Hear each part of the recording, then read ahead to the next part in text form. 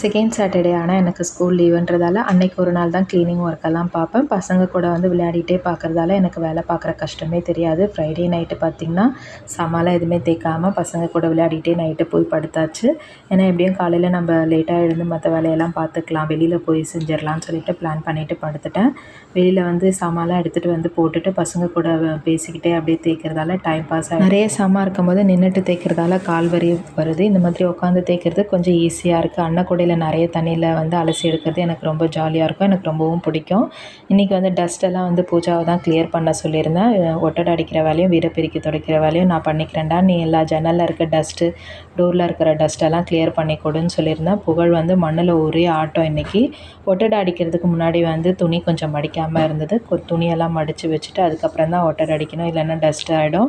நான் எவ்வளோ துணி இருந்தாலும் பர்ஃபெக்டாக மடித்தா தான் எனக்கு பிடிக்கும். அதனாலவே சில டைம் துணி சேர்ந்தாலும் பரவாயில்லன்னு ஓரமாக வச்சுருவேன். எனக்கு இந்த அயனிங் டைப்பில் மடித்து வச்சா தான் பிடிக்கும் துணி மடித்து வைக்கிறது. சைடில் வந்து புகழ் வந்து 1 2 3 10 வரலும் எழுதினாலுமே கூட அவங்களுக்கு வந்து ஐடென்டிஃபிகேஷன் கொஞ்சம் கஷ்டமாக இருக்குது. அதனால் அவனை வந்து பிளாக் போர்டில் வந்து எழுத வச்சு விளையாட வச்சுக்கிட்டே அப்படியே படிக்க வச்சுட்ருந்தேன். கொஞ்சம் கோவப்படுறான், அப்புறம் நடுவில் கொஞ்சம் ஜாலியாக விளையாடிட்டே எழுதுறான். இந்த மாதிரி ஆக்டிவிட்டி ஏதாவது கண்டக்ட் பண்ணால் அவங்களே வந்து இன்ட்ரெஸ்ட்டாக பண்ணுவாங்கன்னு சொல்லிட்டு இதை ட்ரை பண்ணிகிட்ருக்கேன். ஒட்டடை அடிக்கிறதுக்கு முன்னாடி முதல் டஸ்ட்டு கிளியர் பண்ணிகிட்டு இருந்தா பூஜா. ஒட்டடை ஸ்டிக்கை வந்து பக்கத்து வீட்டில் போட்டதால் இன்றைக்கி ஒட்டடை அடிக்க முடியுமான்னு தெரியல. இந்த ஸ்லாபில் இருக்க நியூஸ் பேப்பர்லாம் பார்த்திங்கன்னா நான் மந்த்லி ஒன்ஸ் மாற்றி விட்டுருவேன். ஃபஸ்ட்டெல்லாம் வந்து ஒரு 15 டேஸ்க்கு ஒன்ஸாவது மாற்றுவேன். இப்போ மந்த்லி ஒன்ஸ் தான் மாற்றிட்டுருக்கேன். அந்த என்ன பேசுகிற அப்புறம் நம்ம எடுக்கும்போது 1 2 வந்து கீழே சிந்திடும். அதுவும் அப்படியே இருக்கிறதால அடிக்கடி மாற்றி விட்டுட்டா பூச்சிலாம் அதிகமாக நம்மளுக்கு சேராமல் இருக்கும். ஆனால் என்னன்னே எனக்கு தெரியல. எங்கள் வீட்டில் வந்து கொஞ்சம் பல்லி அதிகமாக இருக்குது. அதுக்கு என்ன ரீசன் எனக்கு தெரியல. அது யாருக்காவது தெரிஞ்சால் எனக்கு கொஞ்சம் சொல்லுங்கள்.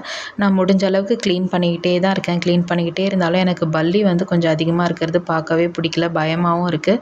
அதுவும் கிச்சனில் தான் கொஞ்சம் அதிகமாகவே இருக்குது. எனக்கு மெயினாக இந்த க்ளீனிங்கில் பிடிச்ச ஒரே ஒரு ஐட்டம் வந்து எனக்கு இந்த வீட்டுக்கு பெயிண்ட் அடிக்கிற ப்ரஷ் தான். இதுதான் எனக்கு ரொம்ப கம்ஃபர்டபுளாக இருக்குது க்ளீன் பண்ணுறதுக்கு. நான் க்ளீனிங் பண்ணினே இருக்கும்போது வந்து புகழ் வந்து ஸ்டோரேஜ் பாக்ஸ் எல்லாம் எடுத்துகிட்டு வந்து வச்சு அசெண்டிங் டிசெண்டிங் ஆர்டர்லாம் பண்ணிவிட்டு கவுண்டிங்லாம் பண்ணிகிட்டு இருந்தான். ஒரு பக்கம் ஒரு மாதிரி ஜாலியாக இருந்தாலும் ரொம்ப கலைக்கிறானேன்னு கொஞ்சம் கடுப்பாகவும் தான் இருந்தது. ஆனால் நடுவில் ஹெல்ப் பண்ணிக்கிட்டே இருந்தான் எனக்கு. எல்லா சாமானையும் முதல்ல எடுத்து வெளியில் வச்சுட்டு அந்த சாமான் கவுக்கிற இடத்த ஃபஸ்ட்டு கம்ஃபர்ட் தண்ணியில் போட்டு நல்லா தொடச்சி விட்டுட்டு ஆற விட்டுட்டேன். அதுக்கு மேலே வந்து நியூஸ் பேப்பரை போட்டு இந்த இருக்கிற சாமான்லாம் வந்து எடுத்து அடுக்கி வைக்கணும்.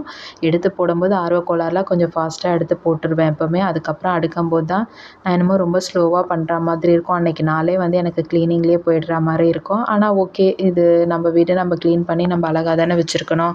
அதனால் இந்த வேலையை நான் எப்போவுமே கொஞ்சம் இன்ட்ரெஸ்ட்டாக தான் செஞ்சிட்ருப்பேன் முடிஞ்ச அளவுக்கு. அதே போல் டெய்லி ஈர துணியை மட்டும் வச்சு தான் வந்து ஸ்டவ்வு கவுண்டர் டாப்பெல்லாம் வந்து தொடச்சி விட்டுட்டு போகிறேன். சோப்பு போட முடியல. வீக்லி ஒன்ஸ் இந்த மாதிரி சோப் போட்டு தொடச்சி விட்டிங்கன்னா இன்னமும் நம்மளுக்கு இந்த குட்டி குட்டி பூச்சிலாம் வீட்டில் சேராமல் இருக்கும். அதனால் இந்த ஜன்னலும் வந்து பார்த்திங்கன்னா எண்ணெய் பிசுறு சேராமல் இருக்குது. இதுவுமே வீக்லி ஒன்ஸ் வந்து நம்ம சாமான் தேய்க்கிற ஸ்க்ரப்பரை வச்சு நம்ம தொடச்சி விட்டுட்டோம்னா கொஞ்சம் அந்த இடத்துலையும் எண்ணெய் பிசுறு சேராமல் இருக்கும். இன்றைக்கி பார்த்திங்கன்னா வெறும் கிச்சன் மட்டும்தான் க்ளீன் பண்ணியிருந்தேன். அதுக்கே வந்து இன்றைக்கி ஆஃப் டேக்கு மேலே ஓடிடுச்சு. அதுக்கப்புறமா கிச்சனை முடிச்சுட்டு போயிட்டு வீடை பெருக்கி தொடச்சி விட்டுட்டேன். ஒட்டடை அடிக்கிற ஸ்டிக்கை எடுக்க முடியல, பக்கத்தில் இருந்து பூஜா அப்பா வந்தால் தான் எடுத்து கொடுக்கணும். சரி, தொடப்பத்தில் 8:30 வரலும் கொஞ்சம் ஒட்டடை அடிச்சுட்டு வீடை பெருக்கி மாப்பு போட்டுட்டா தான் நம்மளுக்கு வந்து அந்த ஃபினிஷிங் வந்து திருப்தியாக இருக்கும்.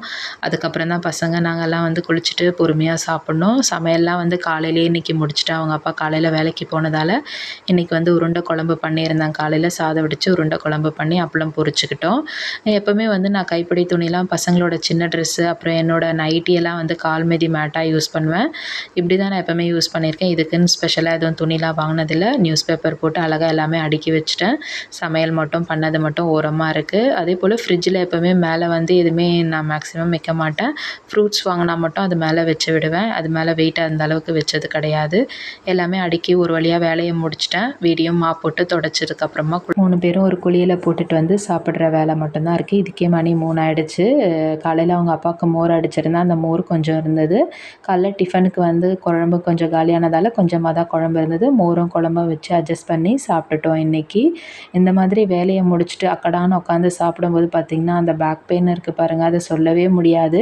எனக்கு மட்டும்தான் அப்படி இருக்கா, எல்லாருக்கும் அப்படி இருக்கான்னு எனக்கு தெரியல. இந்த வீடியோ உங்களுக்கு பிடிச்சிருந்தா என்னோடய சேனலை சப்ஸ்கிரைப் பண்ணிக்கோங்க. தேங்க்யூ.